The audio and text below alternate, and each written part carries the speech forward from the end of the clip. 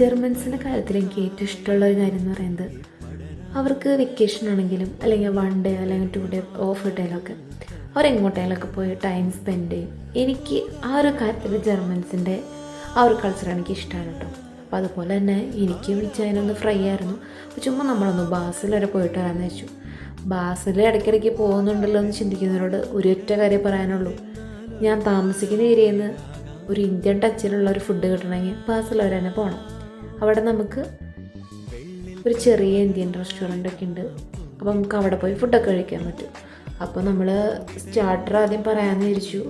അപ്പോൾ നമ്മൾ ഐറ്റംസൊക്കെ ഓർഡർ ചെയ്തു. നമ്മൾ പറഞ്ഞത് മാംഗോ ലസ്സിയും അതുപോലെ ചിക്കൻ സൂപ്പായിരുന്നു സ്റ്റാർട്ടറായിട്ട് പറഞ്ഞ്. നമ്മൾ അഞ്ചപ്പ റെസ്റ്റോറൻറ്റിലാണ് പോയത് ബാസിലെ. അപ്പോൾ ഇച്ചായൻ പറഞ്ഞത് ചപ്പാത്തിയും ചിക്കൻ കറി ആയിരുന്നു, അതിന് കൂടെ ഒരു സലാഡ് ഉണ്ടായിരുന്നു. പക്ഷേ ചിക്കൻ കറിയൊക്കെ നമ്മുടെ നാട്ടിൽ നമ്മുടെ വീട്ടിലുണ്ടാക്കുന്ന ചിക്കൻ കറി അതേ ടേസ്റ്റ് ആയിരുന്നു. ഞാൻ പറഞ്ഞതൊരു മട്ടൻ ബിരിയാണി ആയിരുന്നു.